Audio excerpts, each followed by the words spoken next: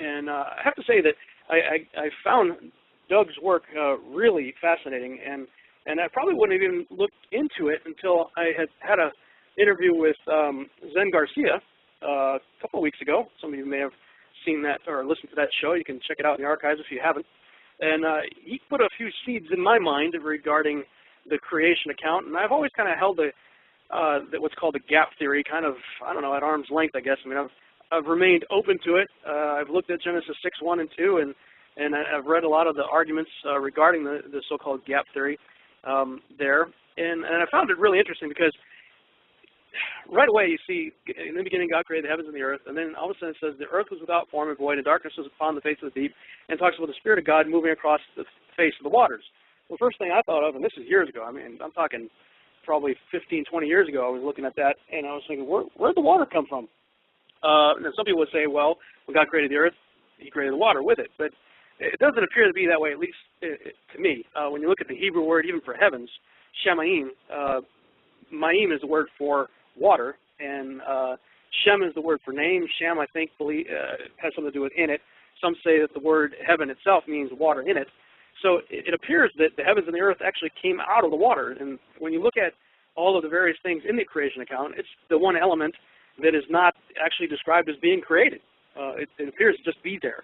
So I've always had a question mark regarding the whole Genesis 6:1 and 6:2 and the possibility of a gap in there. And but I never really did much with it until I talked with Zen Garcia. And he planted a few seeds in my mind regarding that whole idea, and the idea of the war of God and Leviathan, or the dragon, or Tiamat, or Rahab, the various different names that battle the dragon, the sea serpent, or whatever is known by. And when he planted that seed, I started looking, and I realized that when I bought Tom Horn's special package deal in the David Flynn collection, that Doug Elwell's book,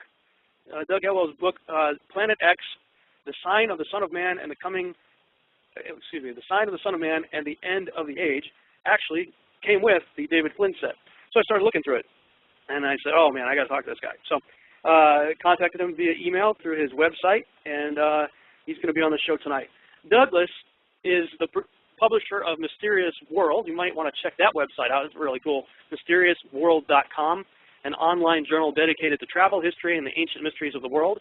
Doug has a master's degrees in Biblical and Ancient Near Eastern Studies and Marketing Communications from Wheaton College Graduate School, and voluminous amounts of experience in researching and writing on religion, history, mythology, and travel. And his first book, Mysterious World Ireland, received critical acclaim, and he's got a few more out there, including the one we're going to talk about tonight, Planet X, the sign of the Son of Man and the end of the age.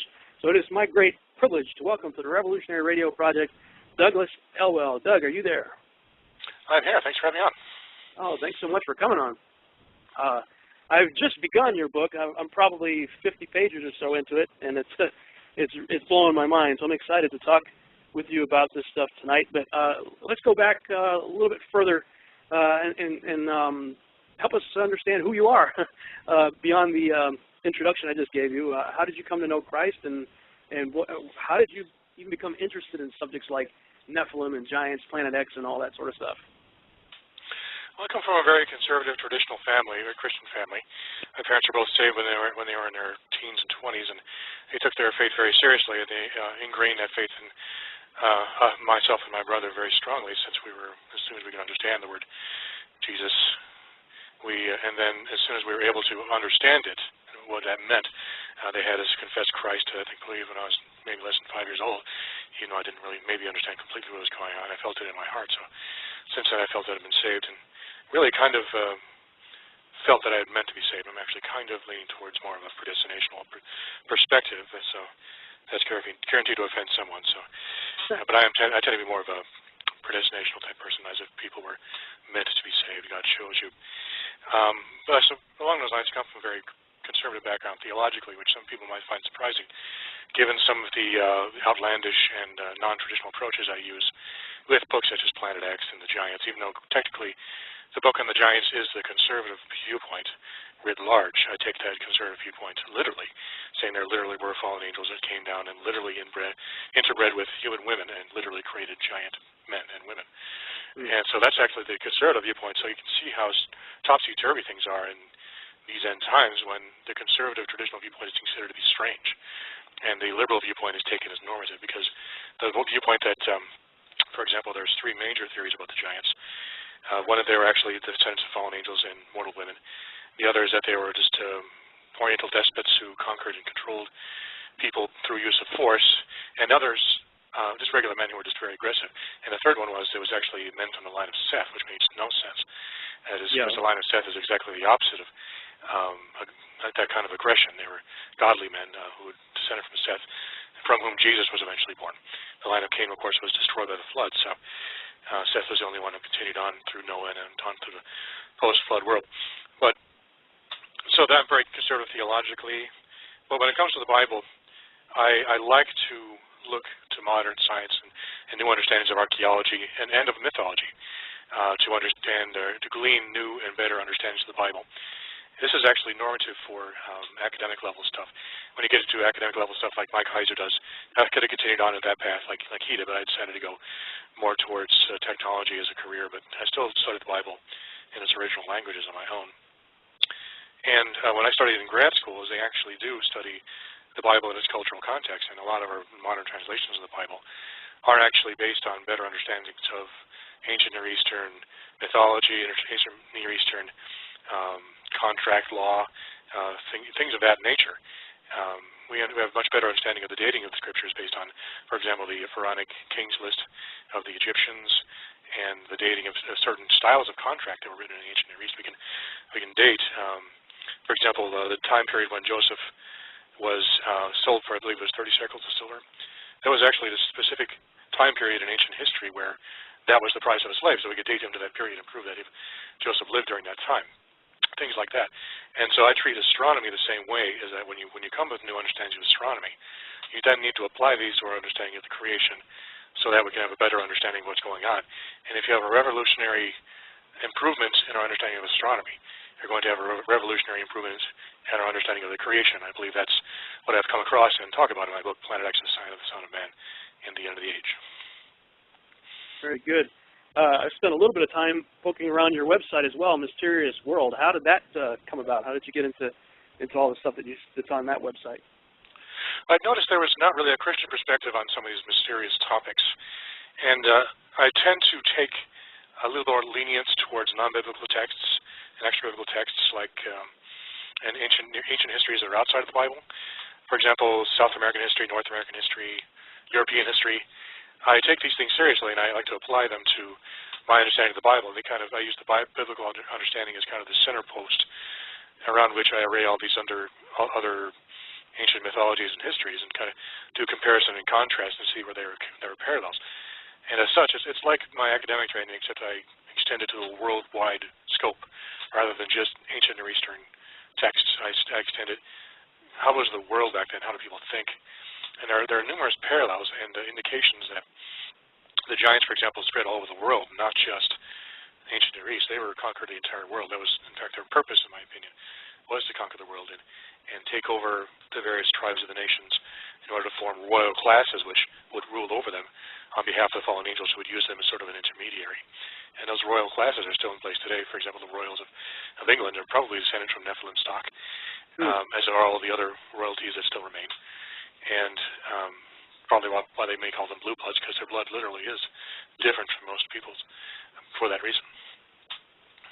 So you do subscribe to the idea that many of the world leaders could actually be of a different race, let's say, than the human race? They are modified humans. They have been altered.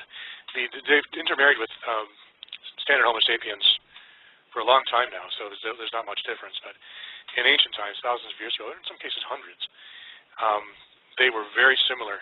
They were actually fairly dissimilar from standard humans. They're much taller, much stronger, and there was distinct differences. And there's a number of references to giants of the ancient world, even ancient Europe, that were much taller than the average person.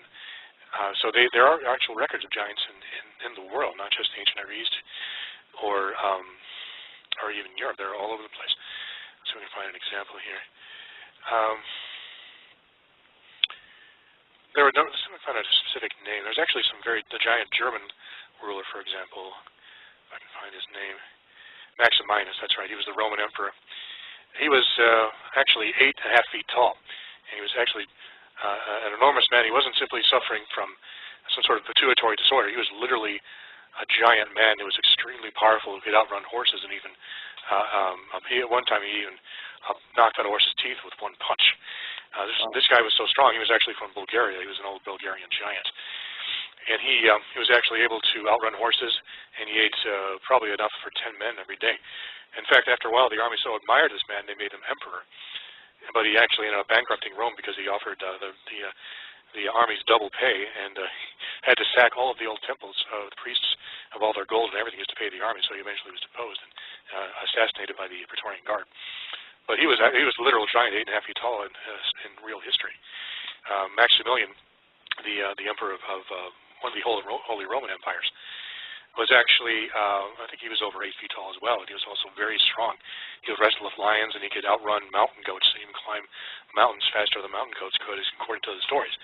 And he was a classic example of an ancient giant in modern times, relatively modern times. I believe he lived about 400 years ago. And maybe it was 700 or 800 years ago. Actually, yeah, it was 1493. And he was an honest-to-goodness giant in recorded history. So these people actually did live, and they actually were a part of royal lines. Maximilian being a classic example of a Germanic giant that formed a royal line from whom his descendants are still German royalty. So when I say I believe they're German royalty, it's because that's what the history says. Yeah, that's interesting. Somebody had done an animation showing wars throughout history, and they basically showed the globe, and it showed little explosions going off in different places where wars had taken place over, I think it was about the last 1,000+ years or so. And the bigger the explosion, the bigger the war, and the more the casualties, you know. So of course, when you see like World War I and World War II, there's some pretty big explosions, you know, all over Europe and whatnot. But what struck me as I was watching that animation is that literally for at least 1,000 years, a lot of wars have been started in Germany. Yes, those are the homeland of the ancient Germanic giants. The largest, strongest, and most fierce of all the giants. In fact, all the other giants were actually afraid of them, even the Gaulish giants whom Caesar fought against in his campaigns against the Gauls. He actually wrote about this in his writings about how huge the Gauls were, and they would fight naked. They were upwards of 8 feet tall, had huge two-handed swords, and just could go through men like a lawnmower. And the only way the Romans could defeat the Gaulish giants was by forming phalanxes and using arrows and javelins, because they were vulnerable to arrows and javelins because they did not use armor, believing their gods would protect them. So they eventually wiped out all the Gauls after massive casualties, but they eventually killed them all. But the Germani were the most aggressive of all, and those are the ones that Hitler tried to rebreed in his master race ideology, which was based on real history. He actually went around to the various areas like Poland and northern France looking for tall blonde children, and he brought them back to state-sponsored brothels called Lebensraum in order to try to rebreed the master race. And meanwhile, then I forget the name of the Nazi doctor. He was actually trying to rebreed the giants by breeding people specifically for that purpose. He actually, Mengele was his name. Yeah, Mengele. The story of Boys from Brazil was basically based on a real story, where he was actually experimenting with people and trying to rebreed the giants, and that's why you have a lot of blue-eyed children in certain parts. I think it was, if not Brazil, I think it was actually in Argentina. But he was actually doing these experiments, trying to rebreed this giant race, and that's the reason he was experimenting on children in Auschwitz, particularly twins, because I think that his theory was that a giant was basically a conjoined twin that had been fused in a womb to one large person. It's based on his research. I backwards extrapolated that. I think that was probably his theory. Perhaps occasionally in history you hear of two-headed giants. That is most likely a conjoined twin. It was basically two heads in one body, which does actually happen. It can happen. It's happened in recorded history and medical history. So the idea of the Germanic giants, they were trying to rebreed them, was actually based on real history. These people actually did exist, and Hitler made a real attempt to bring these people back. Yeah, that's very interesting to me, and the fact that he was looking for blonde hair and blue eyes, which both are recessive genes. Would you say that is a carryover maybe of Nephilim genetics? I mean, why were they choosing that specific characteristic and apparently trying to carefully select to backwards engineer the Nephilim, it seems like? I'm not sure why they're blonde-haired and blue-eyed. That just seems to be the way it is. Perhaps something about the genetics makes them easier to control, spiritually speaking, and it might be easier for a demon to inhabit, maybe. That's the main reason they were bred that way, is because they could easily be happy inhabited. As Tom Horn says in his writings, the giants were created to be fit extensions for the fallen angels to inhabit and control in a sort of a possession sort of way through various rituals.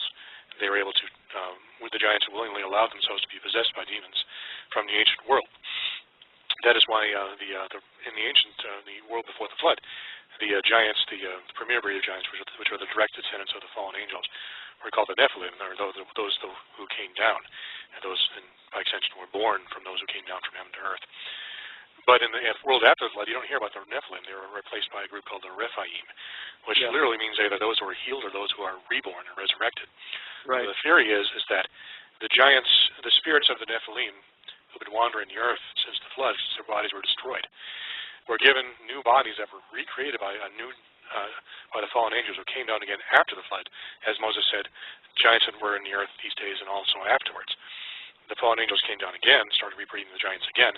This is what the iniquity of the Amorites was referred to in the book of Genesis, when God says to Abraham, "Do not tarry in Canaan, because the iniquity of the Amorites has not yet come to the full." He was talking about how the fallen angels were once again rebreeding the giants. And so Abraham was told to go off into Egypt. And his descendants, the Israelites under Moses, would return later, and they would destroy the giants as a holy army designed specifically for that purpose. So the Rephaim were those who were reborn from giants that were specifically bred for that purpose, so that the fallen angels could inhabit those bodies and possess them and control them, in this way interact with the earth and enjoy its earthly pleasures in that way. Now, along those lines, I read something on your website, and Tom Horn actually quoted you in his book Pandemonium's Engine in chapter 1, and it appears to me, and correct me if I'm wrong, but you don't believe that we're talking about the giants after the flood here, that they were the product of copulation. In other words, it wasn't about sex, angels having sex with women, but rather scientific manipulation of DNA to create Homo artificialis, or is that what you... Correct.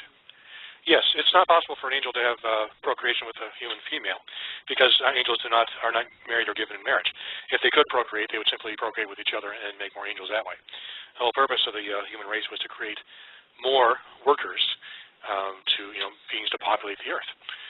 But these angels forsook their first estate and broke the divinely mandated barrier of, do not come down and manipulate my creation. This is my creation. God created it. But they came down and did that. And they modified the genome of the human being. My theory is that Cain was the first giant. And the way that he could be of the serpent seed, but also born of Adam and Eve, as is clearly written, is that, as you have with modern-day UFO abductions, what they did was they took an egg out of Eve's ovum, modified it, reimplanted it, and that was what Adam fertilized. So they had Adam and Eve and Satan as the parents. In a sense, Cain had two daddies in that case. And he was a modified human. I believe he was a giant also, even though it's not explicitly stated.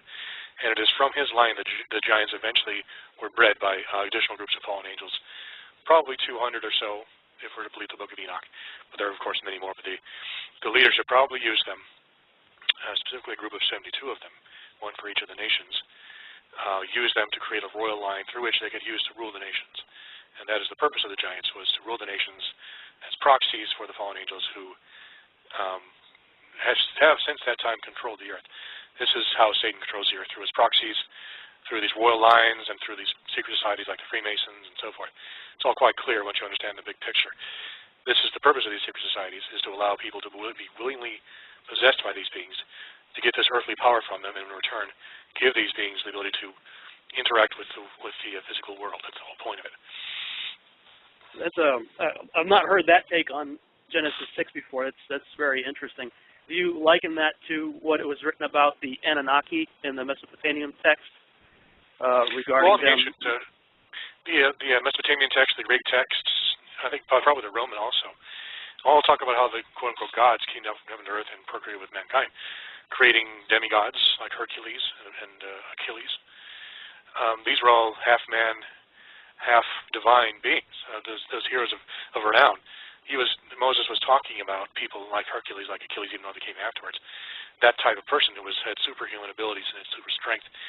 And it probably, I believe, also technological capabilities, what we would call technological. Advanced weaponry, advanced armor.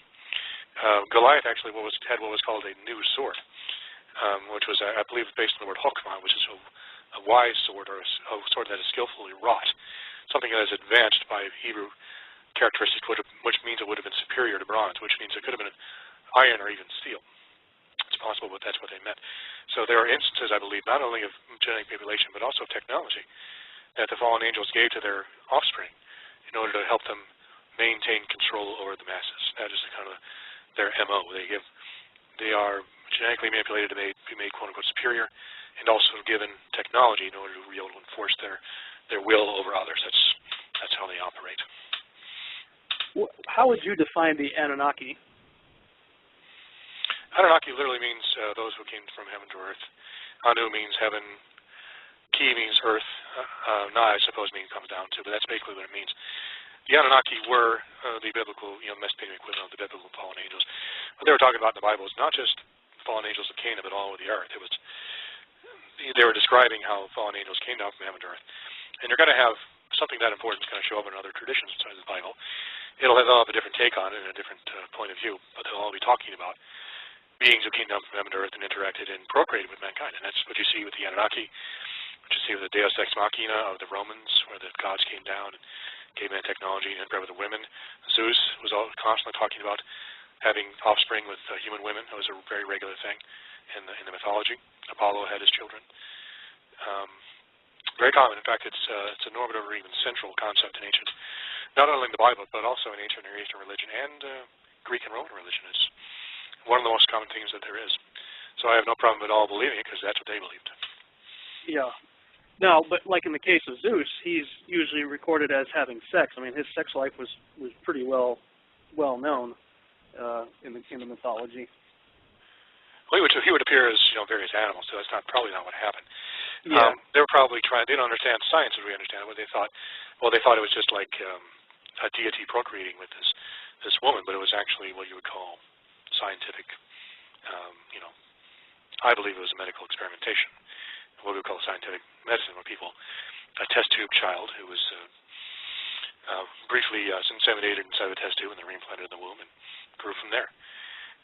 Even Irish mythology has the changelings, where people were replaced with sickly-looking children, and then the good children were taken away by these fairy beings.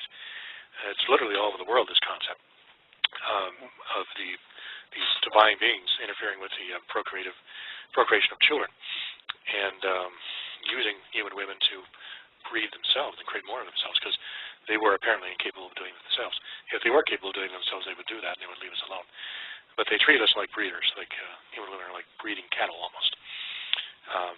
It's fodder for their experimentation. What's your take on the Igigi? The Igigi or the Igigi, probably just a different class of spirit beings, different class of fallen angels, maybe the angels of the Bible, I really don't know. I think Igigi, they're probably equivalent to the Watchers of the Book of Enoch. I believe that they were called the Watchers sometimes in the Mesopotamian texts. It's not really clear. But they were the equivalent of the Watchers in Enoch, even though they don't have the same name. Yeah, I wonder different classes of spirit being. I wonder if linguistically there's a connection between, because I've heard the Watchers referred to as the Grigori, and if there's a connection between the Igigi and the Grigori. There might be. I don't know. I think that the Mesopotamians do refer to them as the Watchers. The Watchers are referred to literally as the Anuna in the Mesopotamian myths. Anuna is cognate with the word ayin in Hebrew, which means eye. So the Anuna of the Mesopotamian myths are literally mean the eyes, i.e. those that watch. Thus we get the term Watchers in the Book of Enoch. These beings are watching us all the time and constantly monitoring every move and interacting with those people over whom they have authority. I know some people think, based on what you just said, related to the eye, related to the idea of watching, that being associated with eyes and seeing. if the so-called alien grays are, in fact, what they're talking about with their big bulbous eyes. What's your take on the grays? Grays are probably, if not actual fallen angels, possibly mechanical, biomechanical beings created by the fallen angels to achieve certain repetitive tasks. Fallen angels would appear, if we're to believe the Book of Enoch, to be highly technologically sophisticated, even if we're to take the Book of Enoch seriously, and also what is alleged in the book of Genesis, chapter 4, because all the descendants of Cain were technologically sophisticated, particularly in metalworking and music and related arts and sciences, whereas the descendants of Seth, where there's no mention of any technology at all. But the Book of Enoch says that all learning was derived or given to mankind from the fallen angels, and that would include technology. And so technology of any kind, including advanced technology, would indicate that they were able to create what we would call robots, or artificial life forms, genetically alter human beings, to get back to the giants, but a lot of other stuff too. And giants, Moses was more generic in his description of giant. He says, men of renown and people with exceptional abilities. Giant doesn't just mean, giant, by the way, comes from is related to the Greek word giganes. The English word giant comes from the Greek word giganes, which literally is the word which we get our word genetics. So baked in or spliced into the word, the concept of giant is someone who's been genetically altered. And it doesn't necessarily have to mean someone who is tall and strong. It could mean someone who is exceptionally intelligent or been genetically modified for any kind of use, including space travel. So it's possible the grays that are a form of humanity that have been specifically genetically engineered for space travel. And because when people who have noted the grays note that they are kind of ideal for space travel because they're very light, very tough, they have huge wraparound eyes that are black, which are perfect for gathering large amounts of light, which is necessary for space. So in my opinion, the grays may actually be a long-lost race of genetically modified humans which have been enslaved by the fallen angels for use in various tasks in space. That's very interesting too. A lot of people these days that do this kind of research, we look at Matthew 24:37, for instance, and where Jesus says, "As it was in the days of Noah, so shall it be at the coming of the Son of Man." And so I think a lot of people look at what's happening in our day and try to see evidence of, well, what was happening in Noah's day, But I would say the reverse would also be true, that whatever is happening in our day was probably happening in Noah's day as well. And when I think about things like submarines and submersibles and, people in the Navy, for instance, spend extended periods of time under the ocean. And we also have achieved space travel. We've got people that have been up there in the International Space Station for decades now. That if that is happening in our day, and I believe that we are on the tail end of things. I think entropy after 6,000 years has led us to thinking we're so smart that we came from monkeys.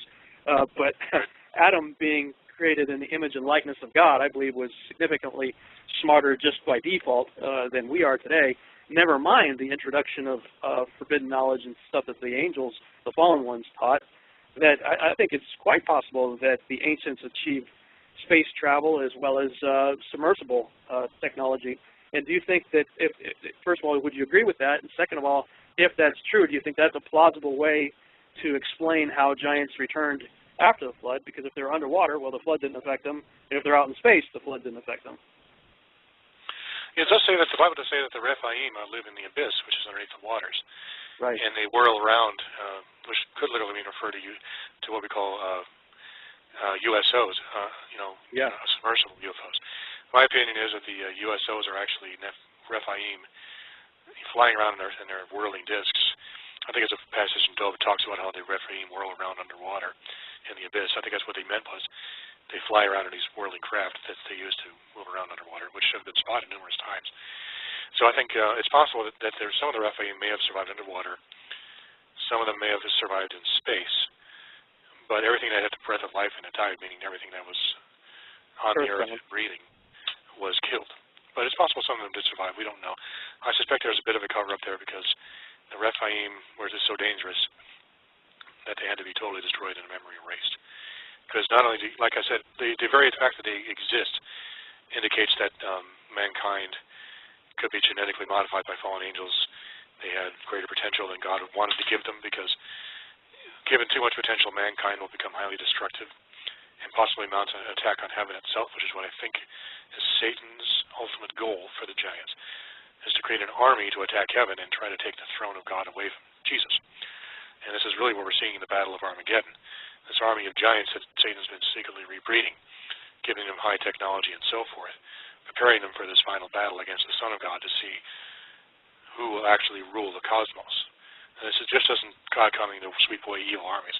This is the final battle between the two great spirit beings in the universe to decide who will rule the universe from that point forward. And the part about the nations and about mankind and our cultures, that's only incidental. That's really what it's all about. And so when you keep that in mind, when we see the consolidation of the nations and what's going on with Egypt and Libya right now, where we're setting up a situation where we will be forced to conquer them, which, by the way, I believe will be the fulfillment. I think it's Daniel 9. The Antichrist will sweep through the Middle East and also Egypt, where he'll control the treasures of Egypt, and also Libya and Ethiopia, and the Sudan will be at his steps. I believe it'll be inevitable that we, in the next couple of years, perhaps in the next year, particularly because of the events of today where we've had people in our Libyan embassy killed, this will be a pretext for us to go into those countries and conquer them, particularly if the Muslim Brotherhood either A, tries to mount an attack on Israel, or B, tries to destroy some of the treasures of Egypt. Both of those will be unacceptable. And so we will be given a national and really a divine mandate to go in there, wipe out the Muslim Brotherhood, and take over those countries, thereby fulfilling the prophecy of Daniel. Now, you made a statement a minute ago about the giants and being part of the Revelation 19:19 in the Valley of Megiddo, ready to make war with the one coming on the horse, which we know is Jesus. I've heard you on, I think it was on Zen Garcia's show, talking about the various giants that come from the lineage of Japheth. In my research, I've spent most of my time focused on the lineage of Ham and going through the various ites that the Israelites had to wipe out throughout the Old Testament. But talk a little bit more about the giants that come out of Japheth's lineage. Specifically, I want to know what your thoughts are on Gog and Magog, because when you said that, I've been on a track myself.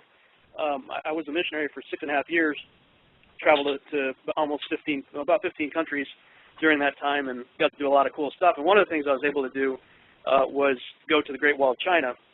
And standing on the Great Wall of China and learning about it and everything, I came to find out that the Great Wall of China was originally known as the Rampart of Magog. Right. And as I started looking into Gog and Magog in folklore, in legend, I found that even to this day, there's the Lord Mayor Parade every year in the UK, where they march these two huge giants through the parade, and they're named Gog and Magog. So it appears to me that Gog and Magog are giants out of Japheth's line. And is that what you think is happening in Ezekiel 38, Gog and Magog? And just kind of walk us through your thoughts on Gog and Magog and the descendants of Japheth as it relates to giants. Okay. That's a very good question. Gog and Magog are the most powerful and deadly of all the giants. Gog and Magog are, in my opinion, Gomer and Magog, the two eldest sons of Japheth, the son of Noah. Now, the sons of Japheth populated what is known as the northern hemisphere, primarily Europe and Asia, parts of Asia. They originated out of the Caucasus Mountains, of course, where nearby where the Noah's Ark landed. The Caucasus Mountains are, of course, where we get the term Caucasians, and Gog and Magog are the penultimate Caucasians. Gog and Magog, I believe, were also, even though I can't prove it, I think they were also twins. I suspect Gog was possibly born just before Magog, and the two have always been struggling for supremacy of the North ever since. Now, Magog stayed in the East and became known as the Russians, and also as the Irish, and some of the Italians, and some of the French. And but the descendants of Gomer, or Gog, came primarily the Germans. Which the German comes from the word Gomerian, the descendants of Gomer. So the Gomerians are the Germans are the descendants of Gomer. And the Magogians, the primary descendants of the Magogians are actually the Russians. So you have this ancient rivalry between these two factions, which manifests itself violently occasionally.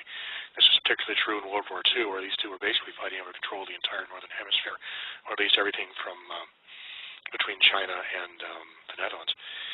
And this happens occasionally. And so my theory is that Gomer is kind of the prince of the West, and he is the one through whom the two chief demons, Azazel, there are two chief demons, Azazel and Semyaza, as described in the book of Enoch. Azazel is actually the biblical Satan, and Semyaza is kind of a lesser lieutenant. And both of them use these two beings to struggle for control, because they're kind of enemies too. even though they're both in cooperation in their war against God, they're also rivals. My theory is that the Gomerians are controlled by Azazel, and the Megagians are controlled by Semyaza. And these two form the kind of the east-west paradigm that we see in the book, in the Gog and Magog kind of polarity of the east and west. And I came to this conclusion based on the fact that in the Revelation, I think it's 22, the war of Gog and Magog, the final one after the millennium, the Gog and Magog are not described as beings or peoples, they're described as directions. The peoples of Gog and Magog, or all the peoples of the earth are described as coming from the four winds, from Gog and Magog. And Gog and Magog, Gog has historically ruled the west, and Magog has historically ruled the east, and these are the kind of the two major worldviews, the Eastern and Western mindset. The Western mindset is being that of like the Greek mindset of the individual against the mass, and the Megagian mindset is that kind of the Asian worldview of the mass is more important than the individual. So out of that grew democracy in the West, where the individual rights are trumped out of the group. And the East you have is kind of communistic principle, where the group is more important than the individual. And this has been the polarity that has grown up over the last few thousand years, which will come to a catastrophic war right before the second coming of Christ. There will be a war of Gog and Magog, where the Western and the Eastern powers, this is what Jesus was talking about, kingdom versus kingdom. It's not just nations, this is actual ideologies are coming to a final clash to see which one will rule the earth, and the West will defeat the East and take control of the entire world for times and half a time. So the first 3.5 years of the tribulation is a war between the Eastern and Western power, between Azazel and Semyaz, in my opinion, to see who ends up controlling the entire world. And then, once it's determined that the West will defeat the East and control the world, at least nominally, then the world will be united as one against the second coming. So that is kind of the war of Gog and Magog. The people literally means the peoples of the West and the East, respectively, and after the millennium, coming together to fight against the people of Jerusalem. But the Gog and Magog war of Ezekiel is a little bit different. Gog of the land of Magog literally means in that context a German who rules over the Russians. Now, this is interesting because Vladimir Putin actually appears to be German in ancestry. His parents, his household, they spoke German when he grew up. He was not born into a Russian household. He was born into a German household. So though it's not explicitly stated in his biography, people believe he was actually German. Probably one of a group of families that moved to Germany under Empress Catherine the Great to serve as artisans and craftsmen, and to serve to teach the Russian laborers and craftsmen how to do quality craftsmanship. And it's believed that Putin is probably descended from all his family, and as such, as the kind of the effective dictator of Russia, as a German, he fits perfectly the description of Gog of the land of Magog. Because Gog of the land of Magog is a contradiction. Gog should not be in the land of Magog. According to actual history, they're historical enemies. But a German ruler, a Gomerian ruler in Russia, is an unusual situation. So when you see a German ruler ruling over Russia, you know that the war of Gog and Magog is imminent. And that's why I feel, it's one of the many reasons I feel that the end times is upon us, because Putin fits the description of a German ruler over the land of Russia perfectly. Wow, that's pretty fascinating stuff. I never really thought about that. What about like the legends of like the Kyrgyz and what is it, Scythians or Scythians or something like that? Are we talking about giants there too? The Kyrgyz were an ancient tribal people known for their mound building. They were giants, and they loved riding horses and chariots, and they were a conquering people who came out of the Russian steppe. I think it was 2,000 to 3,000 years ago. I forget exactly where they came from, but when they came out. But they're one of the earlier waves of giants, and they may have been related to, or have been, the Hyksos people who invaded Egypt, actually, who came out of waves out of the north, pushing from the north and possibly hooking up with the Philistine peoples and joining up with them to conquer various regions around the Mediterranean, including Egypt and also Canaan, where a later wave of giants showed up as the Philistines, where Goliath made his appearance. That was a wave of Philistines who were probably matched up with Scythian and or Gomerian giants coming out of the north, pushing out of the north as they often do. There have been, in history, waves of giant peoples emanating out of the Caucasus and southern Russia, the Ukraine, and the vast steppelands of Russia. The most recent wave being they were pushed west by the Mongols, but that was a later thing. The Scythians are actually a giant race, or more specifically a race of horse archers that were ruled over by giants. And they were very well known for their horsemen, their skill on horseback. The term parting shot actually comes from their style of archery, where they would charge towards their opponents and then turn away at the last minute and shoot over their backs, of the backs of their horses, as sort of a parting shot. And that the Parthians later picked up that concept and that technique. That's where we get the term parting shot. And the Scythians were ruled over by a tribe of giants. This is actually described in the Irish Annals. In my book, Mysterious World Ireland, I studied the people known as the Tuatha Dé Danann and Depth, and they were the descendants of Scythian giants who migrated west over the Mediterranean all the way to Ireland to find a new land to escape the heavy taxation of their overlords in Central Asia. And these Tuatha Dé Danann in their history are actually described as going through Palestine and fighting against the Assyrians and against the Philistines on their way through. And they actually, some people believe they actually intermarried with and brought with them the tribe of Dan, which is why the tribe of Dan mysteriously disappeared, and why this Tuatha, which means tribe, took on the name of Danu, which was the tribe of Dan's name, thus becoming the Tuatha Dé Danann, or the tribe of Danu. And they migrated all the way west, and eventually made it to Ireland, where they ruled over the southern portion of Ireland. The Kennedys, for example, were Tuatha Dé Danann. John F. Kennedy was a descendant of the Tuatha, so he was an example of a descendant of those people. So they lived in Ireland to this day, and many of the great Irish kings, like I think Brian Boru was also a Tuatha Dé Danann descendant. Everyone in the South basically was, and most people were. But the Scythians were basically a race of giants who ruled over a mass of lesser people who served as their servants. The old Irish tale was giants were the lords, and normal people, their husbandmen. They were a race of royal class of giants who ruled over a mass of normal Homo sapiens who served as their servants. And that's just yet another example of actual giants in history that has just been accepted all this time as part of the folklore, as truth. And the ancient Irish priests said, well, there were giants in the earth, giants in the Bible, and there were giants in Ireland too, just like it says in the book. They routinely, even Irish priests, Christian priests, routinely equated the giants of Ireland with the giants of Canaan as being of the same stock, descended from the fallen angels. There was never any doubt in their minds. Only with the 20th century and the advent of secular humanism and scientific worldview, which pushes the idea that anything supernatural is bunk, and the idea of any kind of intermarriage between divine beings and human women is impossible, because divine beings don't exist. So only that has progressively eroded the belief in the giants and belief in the fallen angels, belief in the supernatural. And this is to get back to one of your original questions, why do you do Mysterious World? One of my objectives with Mysterious World was to reinvigorate the original biblical concepts that these things really happen, that the giants really exist, that the fallen angels really exist, that all of these things actually happen, and the Bible can be literally interpreted in these cases as the fallen angels literally came down and interacted with human beings, not just in Canaan, but all over the world, and created a giant race from which they used to rule the world. That was the concept. Liberal critical scholarship coming out of Germany, ironically, washed away a lot of these concepts. It's caused an enormous amount of damage. So I've been fighting against it in a passive way, fighting against that liberalization, that quiet liberalization, the creeping liberalization, which you see in translations such as the NIV, where they eliminate the word giants, they eliminate the word dragon. I think they replaced the term giants with Nephilim.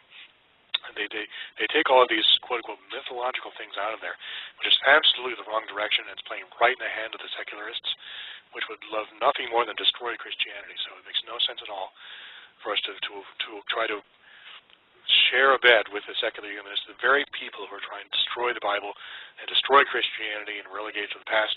I refuse to let it happen, so I decided to use Mysterious World as an attempt, fairly successfully actually, to reinvigorate the concept that these things actually happened.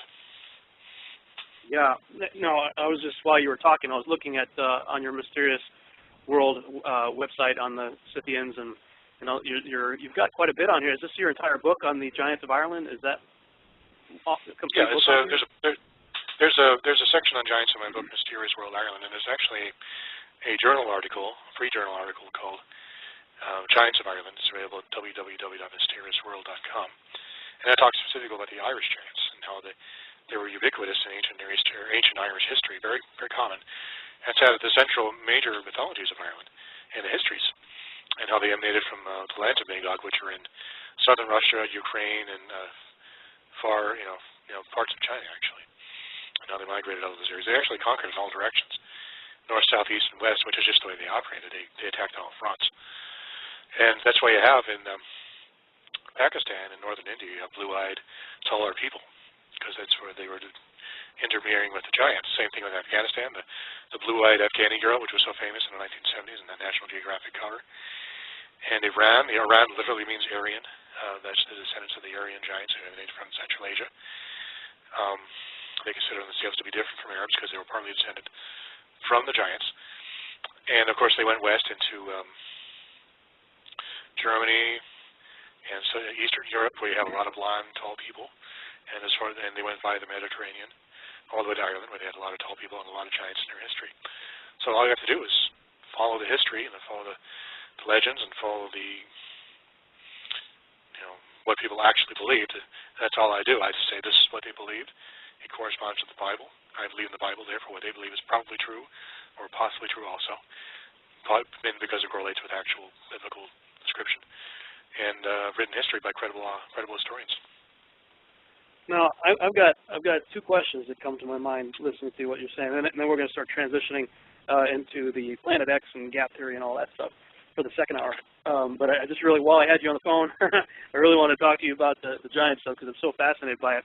As I mentioned earlier, the majority of my research is centered around the offspring of Ham and the giants that came through his lineage. But it appears that from what I'm hearing and from what I'm seeing on your website, most of yours traces giants from Japheth. Have you found giants in Shem's lineage as well? Shem, no, not at all. The first part of our four-part series on the giants talks about the descendants of the giants that came from Canaan, the son of the grandson of Ham, actually.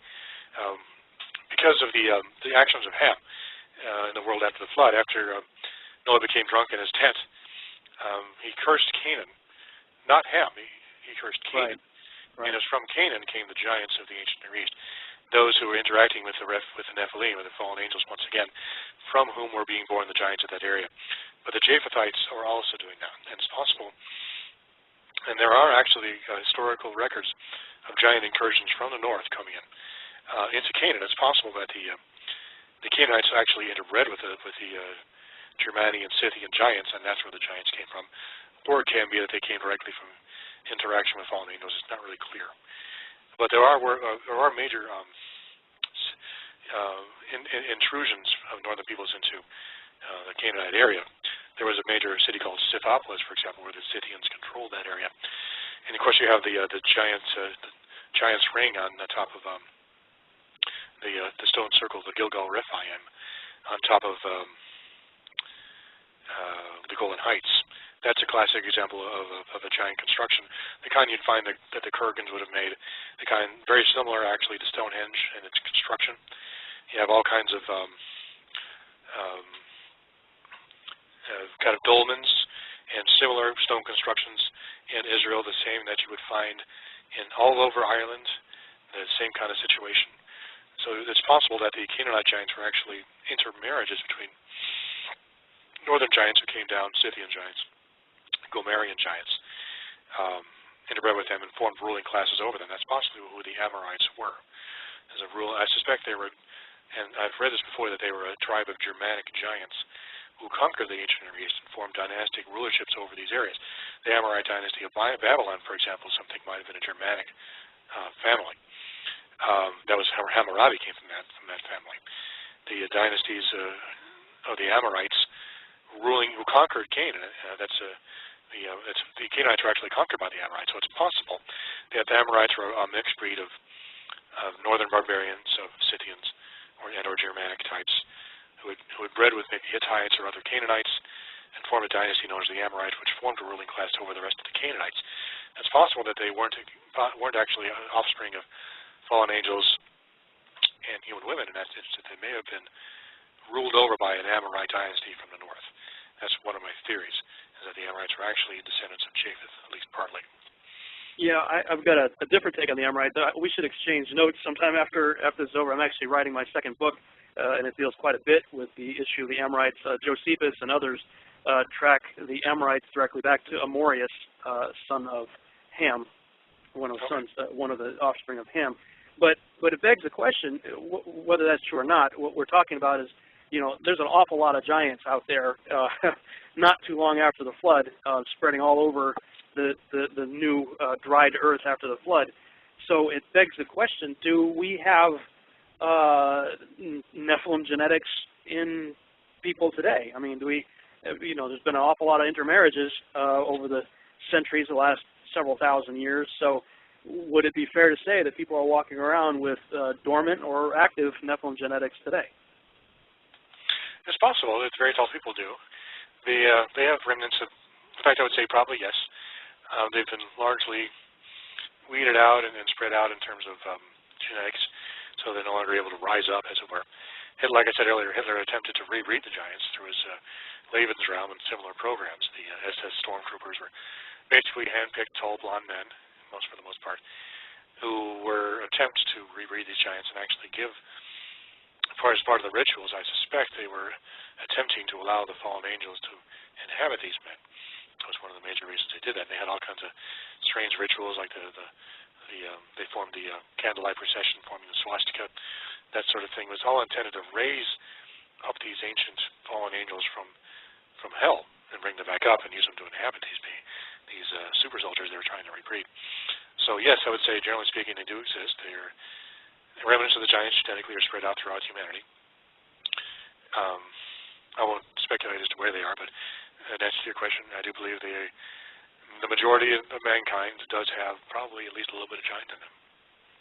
Yeah, I would share that same belief, but I found that that's a very controversial viewpoint in some circles, anyway, because there are some people out there that believe that Nephilim cannot be saved.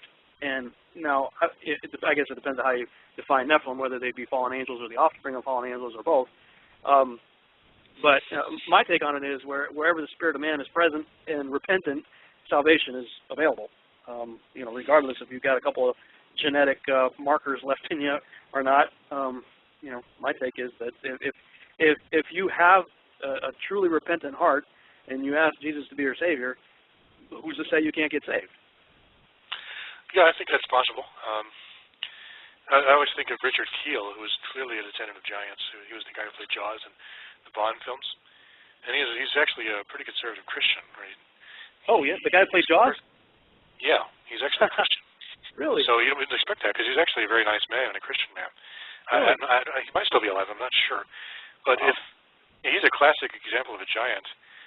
I mean, if there ever was a giant on Earth, it's that guy, him or Andre the Giant. And I feature him in my articles online, talking about him as an example of a modern-day descendant of giants, a classic example. And he was only about 7.5 feet tall, but he was enormous. You can imagine what an 8 or 9 feet tall giant would have been like. Sure. I have a picture of him in one of my articles where he's literally holding up Roger Moore like he was like he was a kid. And it was like his hand can cover his entire head. And he's not even, he wasn't even that big. He was only about 7.5 feet tall. But he was able to manhandle Roger Moore like he was just nothing. Wow. It was also, Roger Moore wasn't a small man either. So, but there are definitely giants out there.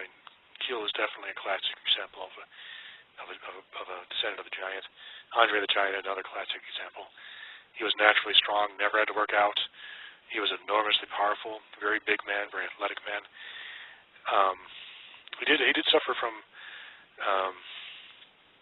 problems with his pituitary, I think it was, or not his pituitary, it was glandular dysfunction. But he was naturally strong. He wasn't just a glandular giant. Okay. Well, we as we go into the second hour here, I want to transition now to talking about your book. First of all, ladies and gentlemen, we're talking with Douglas Elwell. He is the founder of Mysterious World. MysteriousWorld.com is his website. And we're going to talk about his book, Planet X, The Sign of the Son of Man, and the End of the Age. Doug, why don't you give your contact information and any other websites or places where people can get your book and check out your materials? Sure. The best place to get it, let's see, But you can go online to Amazon.com, BarnesandNoble.com. You can also go to Tom Horn's site, Raiders News. Let's see. Also, there's let's see, Planet X. The best place to go is actually planet-x.info, which will give you all the links you need to go to. The best place to go to buy it, I'd like to have you go to is survivalmall.com. That's survivormall.com. There's a link to it from planet-x.com. That way you get to help out Tom Horn and his ministry. And you can also get it from Amazon and Barnes & Noble, of course. Order through your local bookstore as well. There's both a print version and a Kindle version available, too. And for Mysterious World, you can go to mysteriousworld.com. And if you wish to send me an email, you can send an email to publisher@mysteriousworld.com. Or you can look up Mysterious World on Facebook. And we have a Facebook page as well. Also a Planet X page. Excellent. Well, speaking of Planet X, what is Planet X? How would you define Planet X? What is it? Planet X is a mainstream astronomical concept derived in order to try to figure out some of the anomalies in our solar system. The original Planet X theory was derived by Percival Lowell in the late 1900s as the name of an unknown planet which they believed orbited beyond Neptune. Now, when they searched for Planet X, they used the conventional methods of blink comparison to see the difference between two different plates, two different images taken of photographs of the night sky. And they had a man named Clyde Tombaugh come in, a young astronomer, come in and go through tens of thousands of plates using what is called a blink comparator to see if he could find Planet X beyond the planet Neptune. Using this technique, which is basically showing two different images of the same piece of sky a few seconds apart, or possibly a few minutes apart, to see if there's any differences between the two. And if you see a difference, that image will contain an image of a planet because of that distance, because of parallax. Only a distant object, or only a planet in our solar system, or an object in our solar system which would move because the background stars are, for all practical purposes, fixed because they're so far away. So using that technique, Clyde Tombaugh found the planet, what turned out to be planet Pluto, I think around 1930, something like that. But it wasn't the Planet X they were looking for. So the Planet X theory kind of lingered for a while because they weren't able to find it using that technique. But when the Voyager spacecraft, the Voyager probes, passed Uranus and Neptune in the 1970s, they found both of these planets had been radically transformed by some sort of external force. The planet Uranus was actually spinning on its side, and it had formed a ring system after it had been turned on its side, which was kind of unusual, indicating that it had been disrupted by a very large object, a massive planet-sized object, that had intruded into our solar system sometime in the solar system's past. Neptune was similarly messed up. Its rotation and magnetic axes were about 80 degrees off kilter. It was very strange. It had a moon, Neptune, which had a normal orbit, but also a moon called Nereid, which had an elliptical orbit, which was like a 9-to-1 ratio, which was really weird, which should not have happened, and another moon which orbited backwards. So, contrary to the other moons. So, when they did the mathematics, they determined the anomalies with Uranus and Neptune could only have occurred if there was an interaction with a planet-sized object and a planet intruding into our solar system. This planet is about 5 times the mass of Earth, and entering our solar system from the outside. And so that's what revived the Planet X theory, and there was a craze about searching for Planet X for the next couple of decades. It's tied down from there, but well into the 1980s and the early 1990s, there are all kinds of articles and research done on the search for Planet X. And my book, Planet X, The Sign of the Son of Man and the End of the Age, chronicles the major research done on Planet X during that period. And they're still looking for it. They believe that it is possibly in the southern hemisphere, having an elliptical orbit, because, in order to have interacted with the solar system and yet be invisible, it would have to be have an orbit that is that precesses over time, and it actually shifts in its angle to the solar system. This explains why the comets orbit at an angle to the solar system.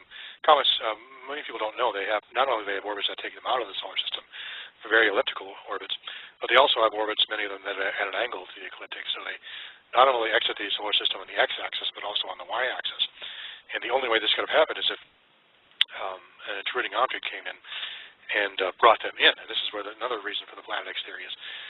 Astronomers believe Planet X, or an object like Planet X, when it comes into our solar system, brings the comets in with it. And this is why we have comets that come in and out of our solar system, because there's no other way to describe, no other mechanism to describe how this could happen. There has to be an intrusive object coming in and out of our solar system. So the evidence for Planet X is, at this point, primarily the great eccentricities in the outer solar system, and also the existence of the comets. So the Planet X theory is actually a mainstream astronomical theory, which has been, widely held by a number of astronomers for over 100 years now. Now, when you talk about the Sitchin-esque approach, where you have Planet X as the featured character in the Enuma Elish, which is the Babylonian creation epic, you have to take the idea that the ancient Babylonians were actually aware of how the earth was created. And this is a bit of a stretch for some people, even people who believe in God, because it's a bit of a stretch. But if we were to take, when you have biblical passages which describe God's conflict with the dragon in the sea, in the context of the creation, Psalm 74, and several times in Job, and also in some of the Psalms, you have Psalm 74 and also Job and Isaiah. You have a clear distinction, a clear description in the scriptures also of the earth being created as a result of a conflict between God and some sort of a dragon. And now in Enuma Elish, the dragon actually symbolized the earth. And it does also in the Bible, because though it's not specifically stated, it's clearly implied that as a result of this conflict, earth was created. Psalm 74, for example, says, "You defeated the dragon, you created the seasons and the times." As a result of the conflict, the earth's orbital period and axial tilt was somehow created as a result of this conflict. And I get into this in depth into my book, how Enuma Elish actually probably is a very detailed description of a conflict between Planet X and the Earth in ancient times, forming the Earth as we know it now. The Earth having originally formed in the fourth position from the Sun, not the third, explaining why there is a huge amount of rocky material out there in the form of the asteroid belt, which, if you put it all together, would form a very small body, maybe 1/10 the size of our moon. It's not nearly enough to form a planet. So scientists believe, astronomers believe that, not astronomers, but some of these fringe scientists and people like me who believe in the possibility of alternative theories like this, believe that the Earth was created as a result of, in its present form, was created as a result of the giant hit back between a satellite of Planet X and an intrusive body into our solar system and Earth. And this explains why you have in Genesis 1:1 not the word create, but the word cut, because the word for created in Genesis 1:1 is not the word for created, it's the word bara, which means to cut, literally to cut something into two pieces, to split it. And so when you have this description of the Earth being split into two pieces into heaven and earth, this matches perfectly with the description in Enuma Elish of how the Babylonian deity Marduk, whom I believe replaced God in the mythology of the Babylonians as the creator of heaven and earth. But the mythology of the Babylonians still retains the basic understanding. They believe that Marduk, or Planet X, took one of its satellites and used it to split Earth into two pieces. And this is the description of the splitting off the asteroid belt from the Earth. And it also describes in Enuma Elish how Marduk took one of these winds or satellites and moved the Earth into a new position. It literally says that the head of Tiamat was used to form the Earth, and it was moved from its original position. I believe that the book of Genesis, chapter 1, describes this also when it says, the spirit or wind of God hovered over the waters.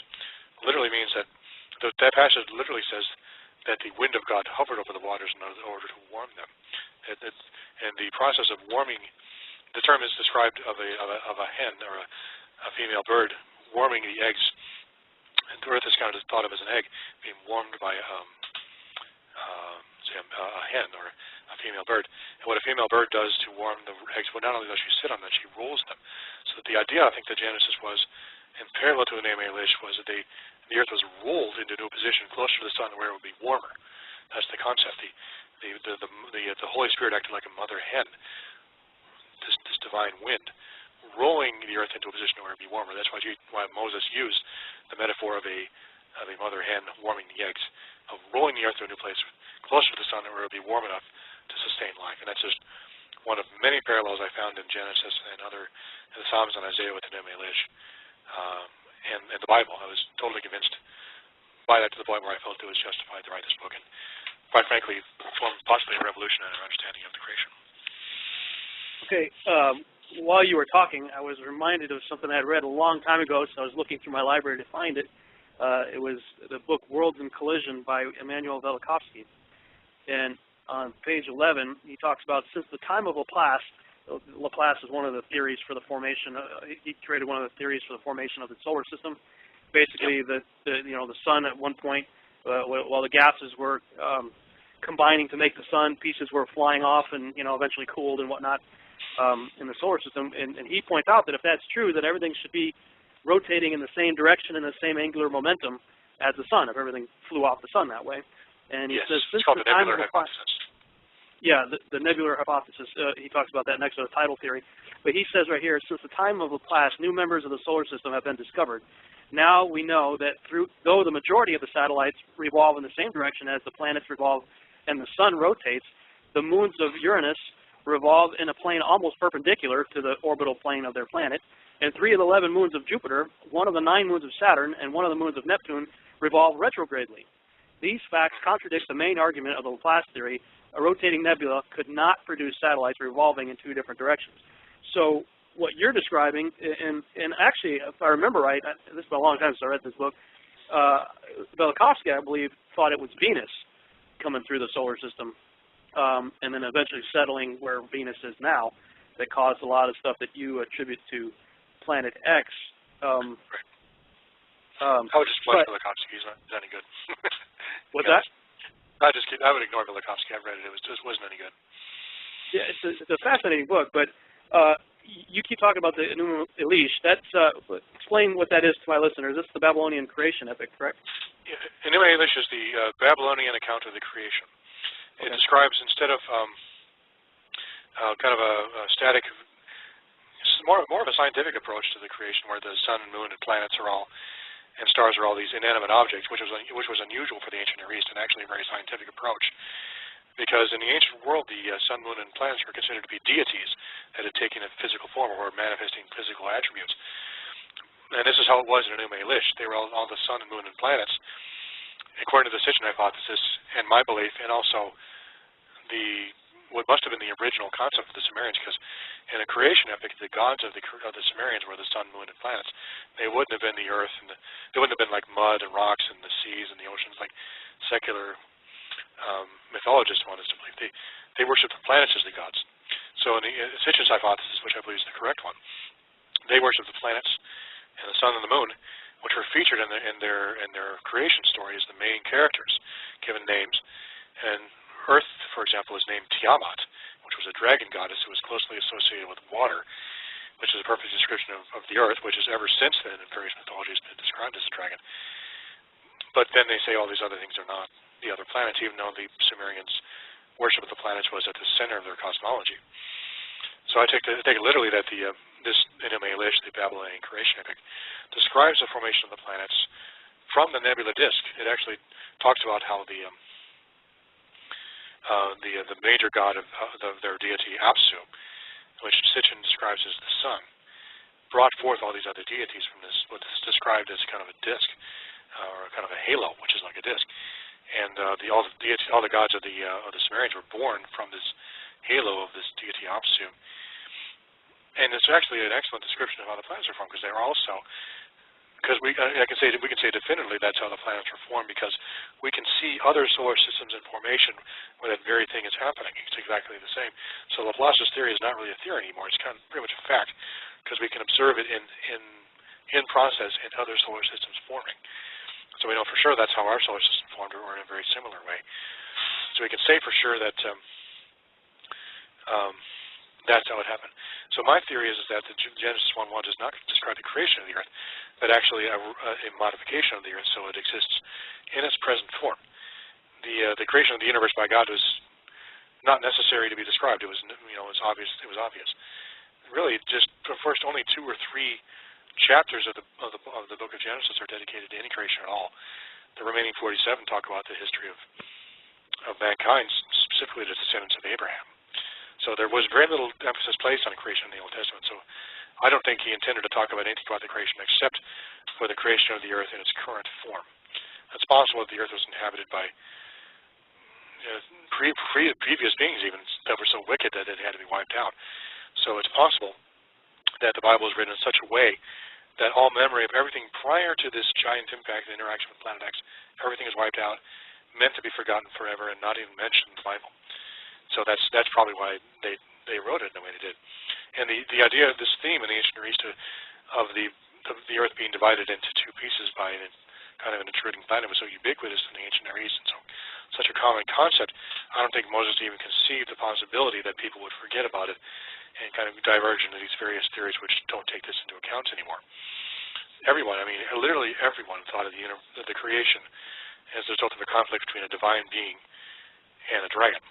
Everyone all around the Israelites, all the countries they lived in, all the countries they came from, all the surrounding countries had some version of this myth.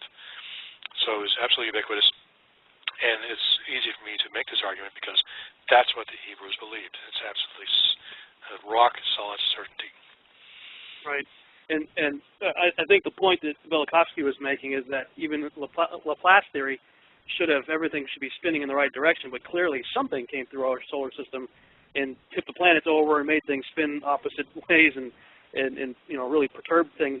Yes. And so, to your point, you believe that that's Planet X, and to the point of the gap theory, this is something that always intrigued me. Like I said, I just kind of always held it at arm's length, but literally in the last, I want to say 2 to 3 weeks, I've become almost obsessed with this because it keeps coming at me. It came at me from Zen Garcia right after I interviewed him. I found your book as part of the collection that I got from David Flynn.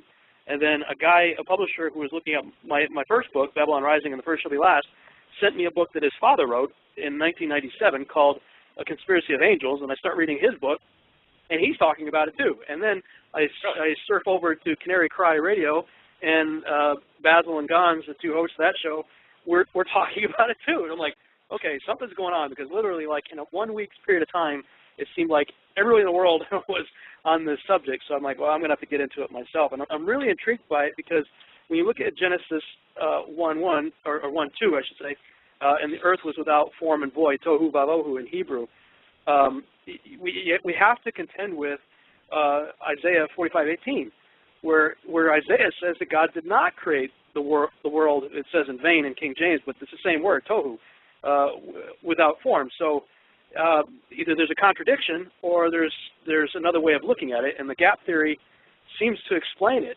that in the beginning God created it not tohu, but then it became tohu. It got messed up somehow, and from what I'm hearing from you and what I'm reading in some of these other guys' writings, it got messed up big time. I mean, if it was knocked out of an orbit that was previously between Mars and Jupiter and is now where it is today, that's a pretty significant event. And right. You talk about, you mentioned it earlier, the war of God versus the dragon. Walk us through that. The dominant paradigm of the ancient Near East, of the creation paradigm, was that the earth was created in its present form. It previously existed, but in its present form, it was substantially modified as a result of a conflict between a divine being in heaven, who was symbolized by a star, and the planet Earth. This is true in the Mesopotamia myths, the Canaanite myths, Greco-Roman myths, later Egyptian myths have allusions to it. And the Hittites also, the myth of, I think it's Helioncus, talks about a dragon and a creation. They all talked about this concept. It was ubiquitous. And it was all about the dragon being divided in half, one half of being used to create heaven, and one half being used to create earth. Now there's 3 different heavens in the scriptures. One that is the earth's atmosphere, one that is somewhere in space, and one, the third heaven, that is where God lives. My theory is that the first heaven is indeed the atmosphere where the birds fly. But the second heaven is actually the asteroid belt, because that forms a distinct division between the inner planets and the outer planets. And it also is described several times in the Bible. Heaven is actually literally described as a place where rocks are stored. The heavenly armories, I think it's called in the King James, or something like that, the munitions of rocks.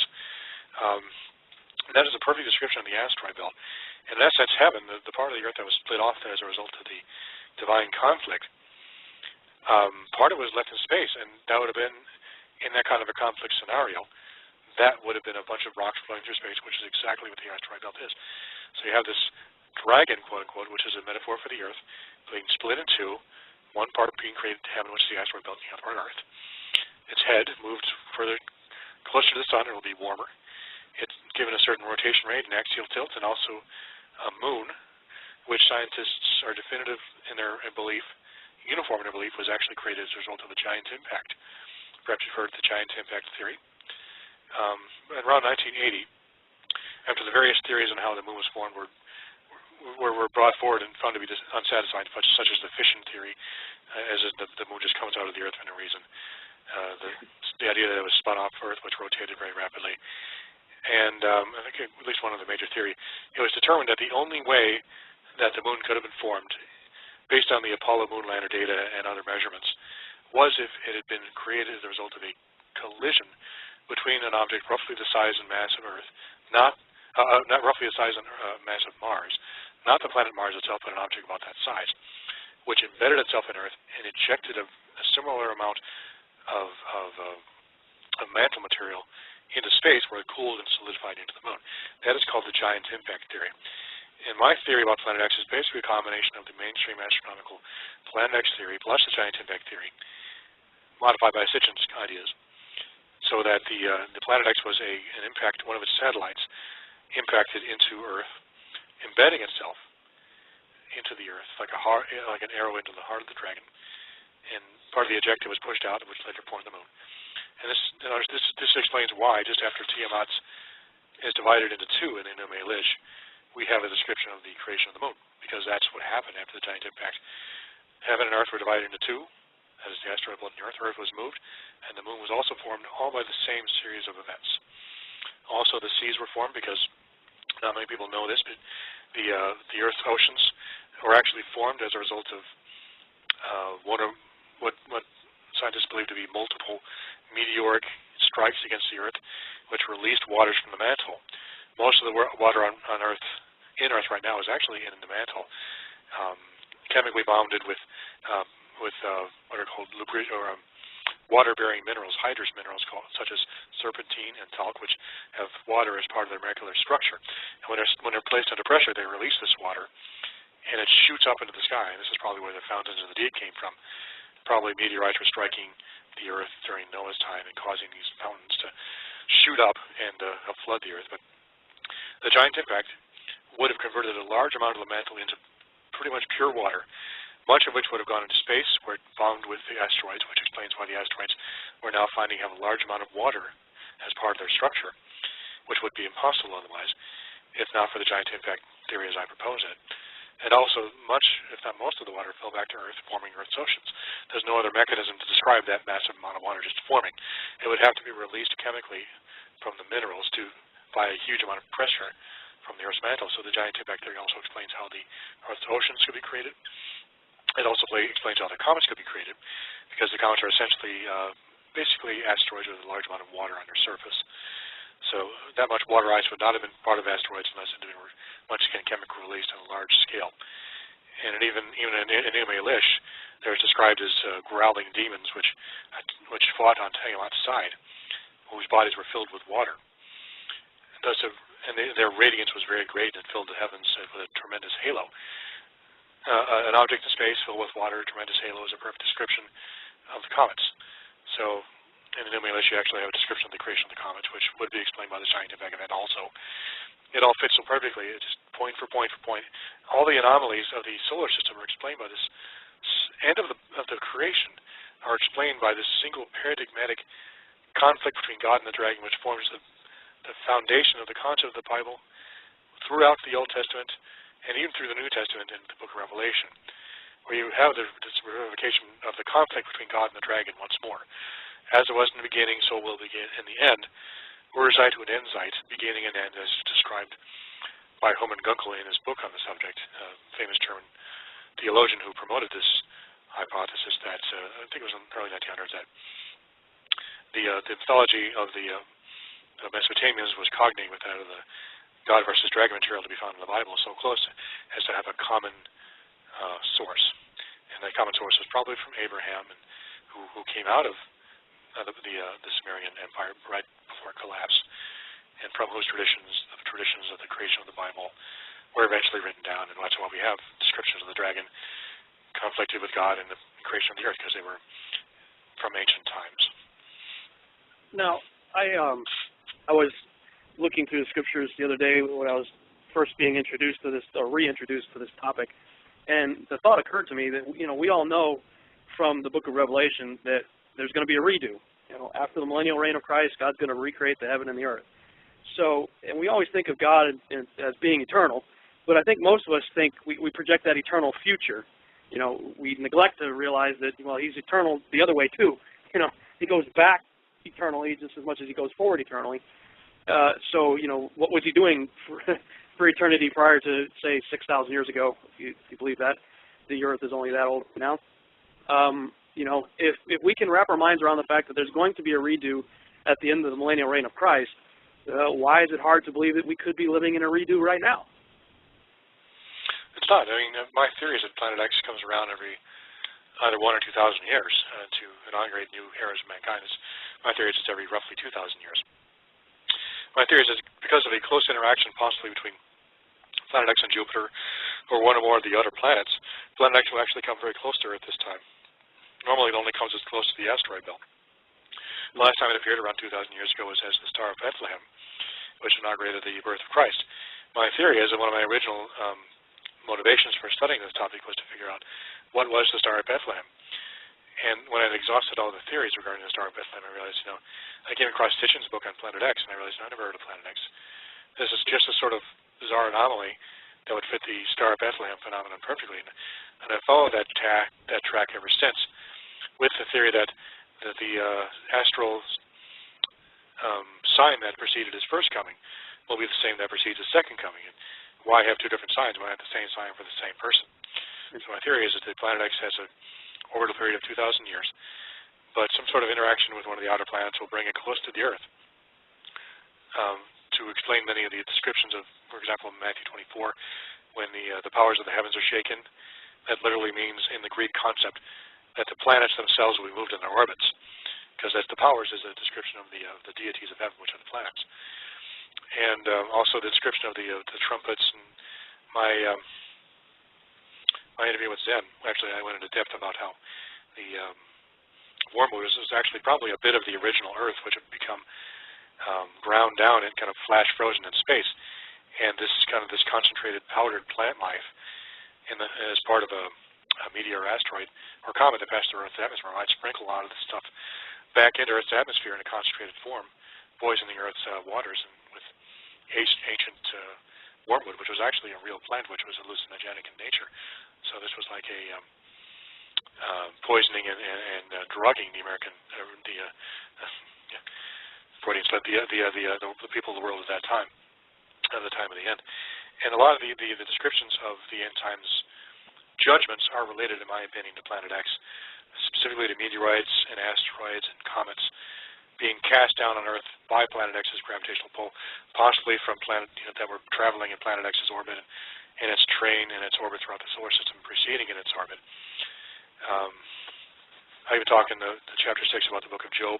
It was actually a description of the return of Planet X around Job's time, which was around 2000 BC, how it passed through the solar system at that time and threw a lot of asteroids down on Earth, causing the destruction of Sumer, which occurred around that time, and also the catastrophe which befell Job. And in my opinion, Job was really a description of kind of a collation of all the Planet X material, oral traditions, and that so forth, in place at that time around the story of a man who was affected by a meteorite that struck southern Iraq around that time. I talk about that in chapter 6. And I forget the original train of thought. I'm getting off on a different track, but basically the paradigm is the God versus dragon is that of God himself coming in and attacking Earth using this planet, using it to judge this planet. And this will happen again in the end times when Planet X returns, passes near Earth, showers us with asteroids, and when it comes on its near flyby, the destruction will be so great that all the cities will fall down, all the civilizations will be destroyed, and all the armies of the Earth will be wiped out by the passing of this planet. The lightning that passes between the planets will literally incinerate the entire army of the beast, and then Jesus will come down and claim the Earth and take control of it for 1,000 years. After which time Planet X returns again, because its orbit will have been shortened by its orbit will have been modified by this interaction with Earth. It'll come back again after 1,000 years, and the fire that falls on the armies of Gog and Magog will be the same thing. Once again, Planet X passes near Earth, lightning passes between the planets and fries the armies that are arrayed against the people of God. It happens again. It's the same pattern over and over again. God sends Planet X to defeat his enemies and save his people. That's the paradigm of the way he operates throughout history. Even when Planet X didn't come close, it signaled the advent of one who would save his people. In this case, Planet X heralded 2,000 years ago the birth of Christ, and returns again. It'll herald his second coming, at which time the Planet X itself will return with Jesus, and Jesus will use it as his primary weapon to defeat the forces of Satan. So then, with this 2,000-year interaction with Earth, you'd have the creation account happening roughly 4,000 BC.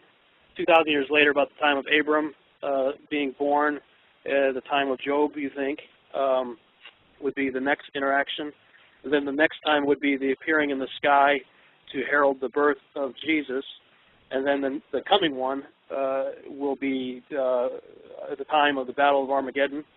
And then the final one will recreate the heaven and earth just like it did the first time at the end of the millennial reign. Would that summarize what your theory is? Yes, that summarizes it pretty well. Except for the final return will actually be a final conflict between Planet X and Earth, which Earth will lose, and it'll be thrown into the sun. And the new Earth is not actually a revived Earth, it is actually Planet X, which will take Earth's place in its orbit around the sun. This planet being specifically designed to replace Earth in just the way that Jesus will replace Satan as the ruler of God's people. It's a parallel.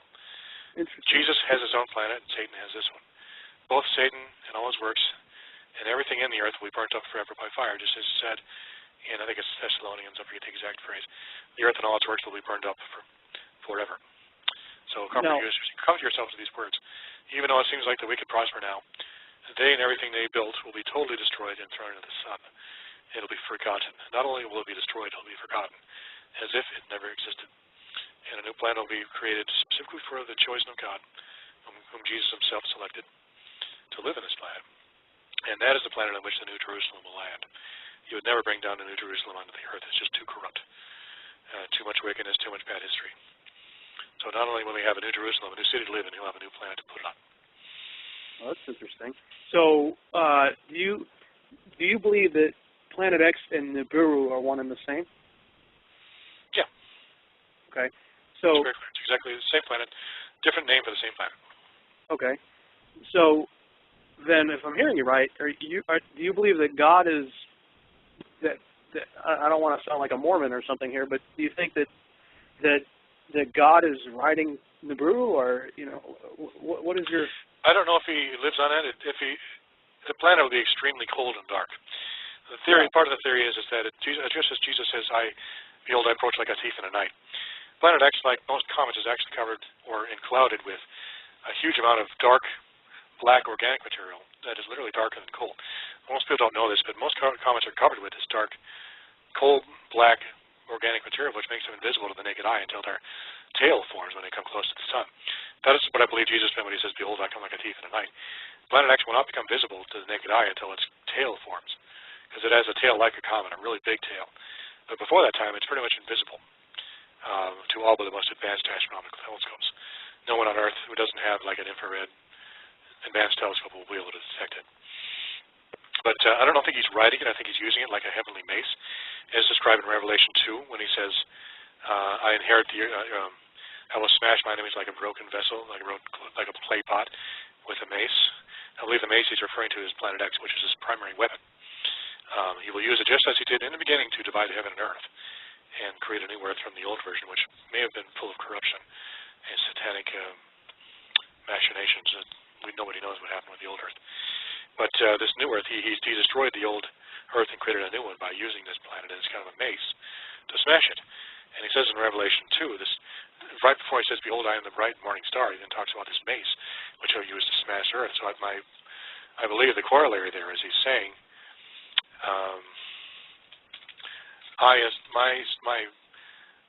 I will appear, if not actually riding it, I will send Planet X to destroy my enemies in the end times. And it says in Revelation 2, "Those who overcome, I will give him the morning star." What he is saying there is, you will get to live here in this new planet I'm creating specifically for you. And the old earth and all the corruption in it and all the bad things that happen in there will be thrown down and destroyed, and all the works in it burned up and forgotten. I always So wonder says, about that, actually, that scripture where it says, "I'll give you the morning star." So you're saying that the inheritance is the new earth will be what was formerly the hammer of God, basically, that destroys this one? Yes, yes. I'll read out the passage for you. It's Revelation 2:27 through 28. He shall rule them with a rod of iron, and they shall be dashed to pieces like the potter's vessels. As I also have received from my Father, and I'll give him the morning star. Actually, the morning star, there's actually a weapon called the morning star, which is basically a mace. That was one of the appellations for a mace during the times of the the nightly orders. It was also called a morning star. After this passage, they said they would strike their enemies with the morning star, literally the description of this mace that Jesus was going to use to destroy the earth and cast it down forever. It occurs a couple of different places. I think maybe Revelation 1 also. This idea of a morning star and the destruction of Jesus' enemies. But doesn't Jesus call himself? Isn't Jesus referred to as the morning star himself, though? Yes, he is referred to as the morning star, but I don't think he is the planet. It is his heavenly sign and his inheritance. So that's why you call it the sign of the Son of Man. Because I always wonder about that too, where Jesus is talking about him returning, but he first says, "Then you'll see the sign of the Son of Man in the sky." And I never really thought about it. I guess I just thought that the sign was him showing up, but no. When I went back and looked at it, I said, no, it looks like there's something that heralds is coming. Exactly. That's the whole point of the book. The point of the book is to figure out what is the heavenly sign. That says that in the introduction. Read the introduction. It gives a nice summary. The point of the book is to figure out what is this heavenly sign and why does it herald a second coming? What does it have to do at the end of the age? And the whole book is describing how this book, the sign is actually a planet that comes and goes every 2,000 years, which he uses every once in a while to come back. 2000 BC, he visited Abraham bodily. Abraham was believed to have been born after the appearance of a new star. Jesus, of course, 2,000 years later was born under the sign of a new star. That's and now true. 2,000 years later, if Jesus returns again, he'll return as this planet appears as a sign of the Son of Man. And the end of the age as described in Matthew 24. That's the purpose of that is the inspiration for the title. I had forgotten about that Abraham was born under the sign of a star too. That's in I think the Joshua, maybe the book of Joshua. The Apocalypse of Abraham or the Testament of Abraham. It's not a reliable source, but it's interesting that he was thought to be born under a star as well, because that would have fit the paradigm not only of Job and the destruction of Sumer, which did occur about 2000 BC, according to these Sumerian accounts. Their god Enlil appeared in heaven, it was equivalent of Marduk, or to the Yahweh of the Old Testament. Their concept, their high god, appeared in heaven and cast down a heavenly spear upon Sumer. And they believed Enlil was probably the same as Marduk, which is probably Planet X. So there's a description of what was probably Planet X appearing in heaven in the Sumerian texts around 2000 BC, which threw down a meteor apparently, which destroyed Sumer and also wiped out Job. Interesting. Now, we only got about 9 minutes left, but just real quick, what would your thoughts be on who or what inhabited the prior Earth before Genesis 6:2? My theory was that Satan came down, based on the previous patterns of how Satan operates. God would create something and Satan would corrupt it. So God created the earth in its original form. Satan came down, just started experimenting with stuff. Maybe he created the dinosaurs at that time, explaining why they're so much older and just kind of screwed up and not in accordance to the pattern which God later created. He had kind of a pre-creation where he was trying to usurp God's attempt to create mankind and create a monstrous race of his own. And God wiped that out with the giant impact and destroyed the previous earth and everything on it. And then created the new heavens and new earth. And then Satan came down and corrupted that one, so there's been a constant running battle against God and Satan to keep it from totally corrupting it again. He sent the flood to clean it. He sent the Israelites to wipe out the giants, to wipe out Satan's works during that period of time, and he'll return again at the end of the age to wipe out the workings of Satan at that time, and again he'll wipe out the working of Satan at the end of the millennium. And at that point, in my opinion, after a series of conflicts with Satan, it'll become absolutely clear in the Father's eyes that Satan is irredeemed and irredeemable. So he will decide, this is it. He cannot be redeemed. We'll have to get rid of him forever. Even though he was this great being, it was very useful to me. He's just more trouble than he's worth. So they trap him in the pit again, and they throw him and the entire earth and everything in it into the sun, where he is and everything about him and the entire memory of him will be destroyed and trapped forever. Wow. Okay. I got another question. What is your take on the Hopi's prophecy and the red and blue Kachinas? Is that related to this? I don't know. The blue Kachina doesn't seem to fit because Planet X, or at least Nibiru, is described in the Sumerian texts. And Sitchin was right. Nibiru does describe an unusual star, which was different than the other ones. It's described in the actual Sumerian text as, at first appearance, being blood red, not blue. So maybe they are talking about Planet X, maybe they're not. But the color blue does not match the description of that given in the Sumerian text, which I think are the primary ones. That said, it could well be. I really don't know. Do you think maybe it's got other things in tow? You know, like a moon or something along with it? Could be. You mean Planet X or the blue star? Yeah. Planet X? Yeah. Planet X has all kinds of, probably has all kinds of junk in its orbit. This is what I believe hits the Earth during the tribulation period. There's probably a huge amount of debris that was kept in its orbit as a result of the giant impact. In fact, as you can imagine, when I say, for example, I use as a truck goes through an intersection and hits a car, there's going to be all kinds of junk all over the place. It's just not going to be a clean hit. There's going to be stuff everywhere.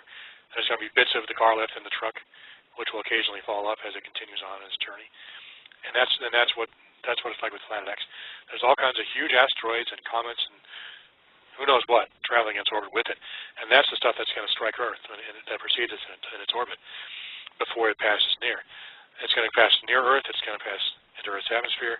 Stuff's going to hit Earth directly, which is why you have these massive impacts described, where the entire Earth is shaken and the sun is delayed in its orbit. This is what's happening. It's being hit by massive asteroids that are in the orbital path of Planet X, which explains why they all hit at once instead of just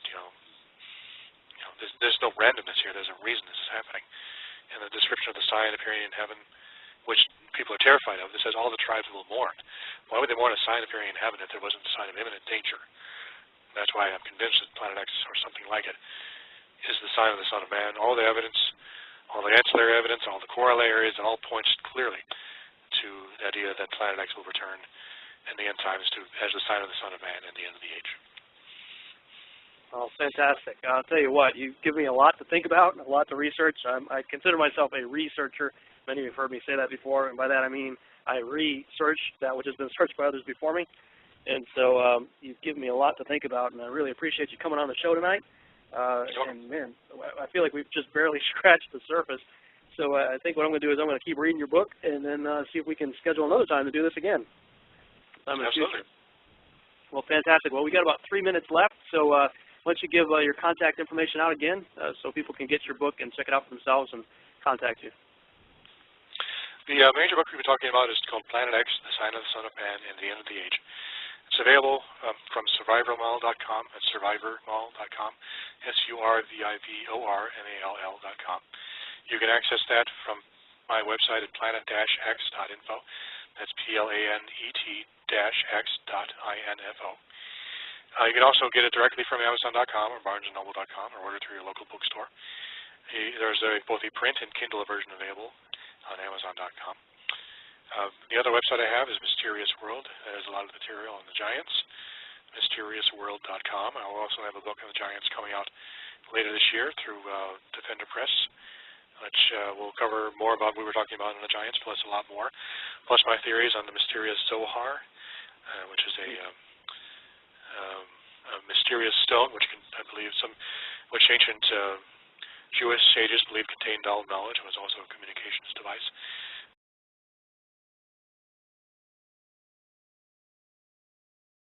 And I have to say that I found Doug's work really fascinating, and I probably wouldn't have even looked into it until I had an interview with Zen Garcia a couple of weeks ago. Some of you may have seen that or listened to that show. You can check it out in the archives if you haven't. And he put a few seeds in my mind regarding the creation account, and I've always kind of held the what's called the gap theory, kind of, I don't know, at arm's length, I guess. I mean, I've remained open to it. I've looked at Genesis 6:1 and 2, and I've read a lot of the arguments regarding the so-called gap theory there, and I found it really interesting because right away you see, in the beginning God created the heavens and the earth, and then all of a sudden it says the earth was without form and void, and darkness was upon the face of the deep, and it talks about the Spirit of God moving across the face of the waters. Well, the first thing I thought of, and this is years ago, I mean, I'm talking probably 15, 20 years ago, I was looking at that, and I was thinking, where'd the water come from? And some people would say, well, when God created the earth, he created the water with it. But it doesn't appear to be that way, at least to me. When you look at the Hebrew word, even for heavens, Shemaim, Maim is the word for water, and Shem is the word for name. Shem, I think, has something to do with in it. Some say that the word heaven itself means water in it. So it appears that the heavens and the earth actually came out of the water. And when you look at all of the various things in the creation account, it's the one element that is not actually described as being created. It appears to just be there. So I've always had a question mark regarding the whole Genesis 6:1 and 6:2 and the possibility of a gap in there. And but I never really did much with it until I talked with Zen Garcia. And he planted a few seeds in my mind regarding that whole idea, and the idea of the war of God and Leviathan, or the dragon, or Tiamat, or Rahab, the various different names that battle the dragon, the sea serpent, or whatever is known by. And when he planted that seed, I started looking, and I realized that when I bought Tom Horn's special package deal on the David Flynn collection, that Doug Elwell's book, Planet X, the sign of the Son of Man and the coming, the sign of the Son of Man and the end of the age, actually came with the David Flynn set. So I started looking through it, and I said, oh man, I got to talk to this guy. So I contacted him via email through his website, and he's going to be on the show tonight. Douglas is the publisher of Mysterious World. You might want to check that website out. It's really cool. MysteriousWorld.com, an online journal dedicated to travel history and the ancient mysteries of the world. Doug has a master's degrees in Biblical and Ancient Near Eastern Studies and Marketing Communications from Wheaton College Graduate School, and voluminous amounts of experience in researching and writing on religion, history, mythology, and travel. And his first book, Mysterious World Ireland, received critical acclaim, and he's got a few more out there, including the one we're going to talk about tonight, Planet X, the sign of the Son of Man and the end of the age. So it is my great privilege to welcome to the Revolutionary Radio Project, Douglas Elwell. Doug, are you there? I'm here. Thanks for having me on. Oh, thanks so much for coming on.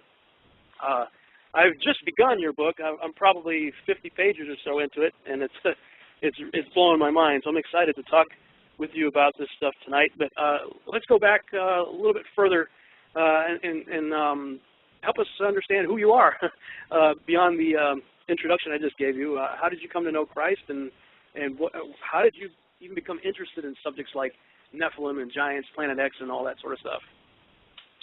Well, I come from a very conservative, traditional family, a very Christian family. My parents were both saved when they were in their teens and 20s, and they took their faith very seriously. They ingrained that faith in myself and my brother very strongly as soon as we could understand the word Jesus. And then as soon as we were able to understand it, what that meant, they had us confess Christ, I believe, when I was maybe less than 5 years old, even though I didn't really maybe understand completely what was going on. I felt it in my heart. So since then, I felt that I'd been saved, and really kind of felt that I had meant to be saved. I'm actually kind of leaning towards more of a predestinational perspective, so that's guaranteed to offend someone. So, but I tend to be more of a predestinational type person, as if people were meant to be saved. God chose you. But so along those lines, I come from a very conservative background theologically, which some people might find surprising, given some of the outlandish and non-traditional approaches I use with books such as Planet X and the Giants, even though technically the book on the Giants is the conservative viewpoint writ large. I take that conservative viewpoint literally, saying there literally were fallen angels that came down and literally interbred with human women and literally created giant men and women. And so that's actually the conservative viewpoint. So you can see how topsy-turvy things are in these end times when the conservative traditional viewpoint is considered to be strange, and the liberal viewpoint is taken as normative, because the viewpoint that, for example, there's three major theories about the giants. One, that they were actually descendants of fallen angels and mortal women. The other is that they were just Oriental despots who conquered and controlled people through use of force, and others, just regular men who were just very aggressive. And the third one was there was actually men from the line of Seth, which makes no sense. That is, because the line of Seth is exactly the opposite of that kind of aggression. They were godly men who had descended from Seth, from whom Jesus was eventually born. The line of Cain, of course, was destroyed by the flood, so Seth was the only one who continued on through Noah and on through the post-flood world. But so that very conservative theologically. But when it comes to the Bible, I like to look to modern science and new understandings of archaeology and of mythology to understand or to glean new and better understandings of the Bible. This is actually normative for academic level stuff. When you get into academic level stuff like Mike Heiser does, I could have continued on in that path like he did, but I decided to go more towards technology as a career, but I still studied the Bible in its original languages on my own. And when I studied in grad school, they actually do study the Bible in its cultural context, and a lot of our modern translations of the Bible are actually based on better understandings of ancient Near Eastern mythology, ancient Near Eastern contract law, things of that nature. We have a much better understanding of the dating of the scriptures based on, for example, the Pharaonic kings list of the Egyptians and the dating of certain styles of contract that were written in the ancient Near East. We can date, for example, the time period when Joseph was sold for, I believe it was 30 shekels of silver. That was actually the specific time period in ancient history where that was the price of a slave, so we could date him to that period and prove that Joseph lived during that time. Things like that. And so I treat astronomy the same way, is that when you come with new understandings of astronomy, you then need to apply these to our understanding of the creation so that we can have a better understanding of what's going on. And if you have a revolutionary improvement in our understanding of astronomy, you're going to have a revolutionary improvement in our understanding of the creation. I believe that's what I've come across and talk about in my book, Planet X, The Sign of the Son of Man in the End of the Age. Very good. I spent a little bit of time poking around your website as well, Mysterious World. How did that come about? How did you get into all the stuff that's on that website?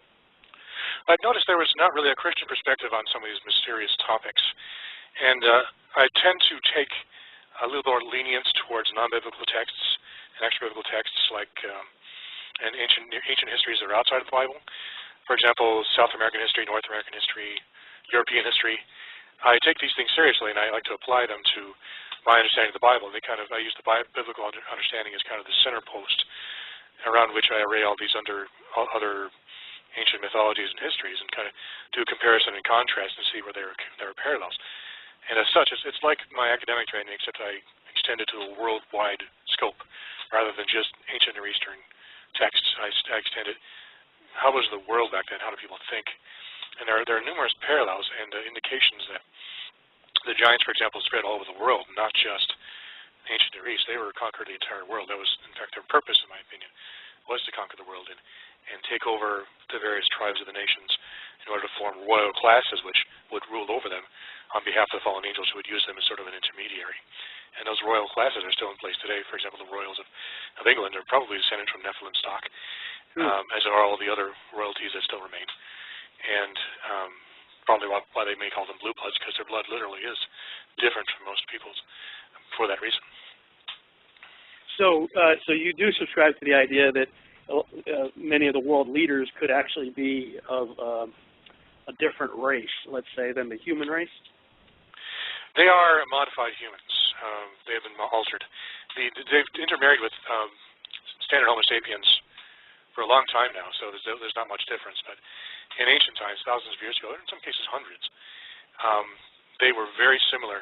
They were actually fairly dissimilar from standard humans. They were much taller, much stronger, and there was distinct differences. And there's a number of references to giants of the ancient world, even ancient Europe, that were much taller than the average person. So there are actual records of giants in the world, not just the ancient Near East or even Europe. They're all over the place.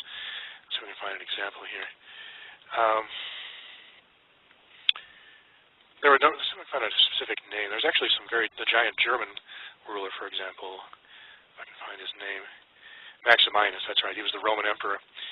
He was actually 8.5 feet tall, and he was actually an enormous man. He wasn't simply suffering from some sort of pituitary disorder. He was literally a giant man. He was extremely powerful. He could outrun horses, and even at one time he even knocked out a horse's teeth with one punch.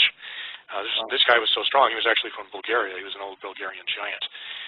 And he was actually able to outrun horses, and he ate probably enough for 10 men every day. In fact, after a while, the army so admired this man, they made him emperor. But he actually ended up bankrupting Rome because he offered the army's double pay, and had to sack all of the old temples, the priests of all their gold and everything just to pay the army. So he eventually was deposed and assassinated by the Praetorian Guard. But he was a literal giant, 8.5 feet tall in real history. Maximilian, the emperor of one of the Holy Roman Empires, was actually, I think he was over 8 feet tall as well, and he was also very strong. He would wrestle with lions, and he could outrun mountain goats, and even climb mountains faster than mountain goats could, according to the stories. And he was a classic example of an ancient giant in modern times, relatively modern times. I believe he lived about 400 years ago. And maybe it was 700 or 800 years ago. Actually, yeah, it was 1493. And he was an honest-to-goodness giant in recorded history. So these people actually did live, and they actually were a part of royal lines, Maximilian being a classic example of a Germanic giant that formed a royal line from whom his descendants are still German royalty. So when I say I believe they're German royalty, it's because that's what the history says. Yeah, that's interesting. Somebody had done an animation showing wars throughout history, and they basically showed the globe, and it showed little explosions going off in different places where wars had taken place over, I think it was about the last 1,000+ years or so.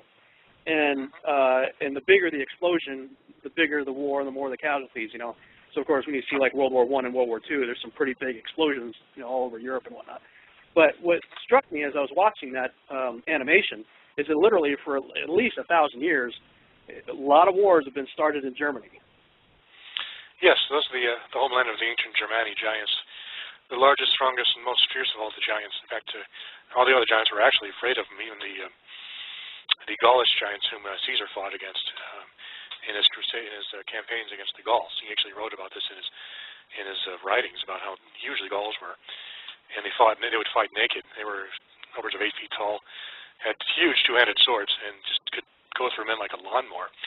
The only way the Romans could defeat the Gaulish giants was by forming phalanxes and using arrows and javelins, because they were vulnerable to arrows and javelins because they did not use armor, believing their gods would protect them. So they eventually wiped out all the Gauls after massive casualties, but they eventually killed them all. But the Germani were the most aggressive of all, and those are the ones that Hitler tried to rebreed in his master race ideology, which was based on real history. He actually went around to the various areas like Poland and northern France looking for tall blonde children, and he brought them back to state-sponsored brothels called Lebensraum in order to try to rebreed the master race. Meanwhile, I forget the name of the Nazi doctor. He was actually trying to rebreed the giants by breeding people specifically for that purpose. He actually, Mengele was his name. Yeah, Mengele. The story of Boys from Brazil was basically based on a real story, where he was actually experimenting with people and trying to rebreed the giants, and that's why you have a lot of blue-eyed children in certain parts. I think it was, if not Brazil, I think it was actually in Argentina. But he was actually doing these experiments, trying to rebreed this giant race, and that's the reason he was experimenting on children in Auschwitz, particularly twins, because I think that his theory was that a giant was basically a conjoined twin that had been fused in a womb to one large person. It's based on his research. I backwards extrapolated that. I think that was probably his theory. Perhaps occasionally in history you hear of two-headed giants. That is most likely a conjoined twin. It was basically two heads and one body, which does actually happen. It can happen. It's happened in recorded history and medical history. So the idea of the Germanic giants, they were trying to rebreed them, was actually based on real history. These people actually did exist, and Hitler made a real attempt to bring these people back. Yeah, that's very interesting to me, and the fact that he was looking for blonde hair and blue eyes, which both are recessive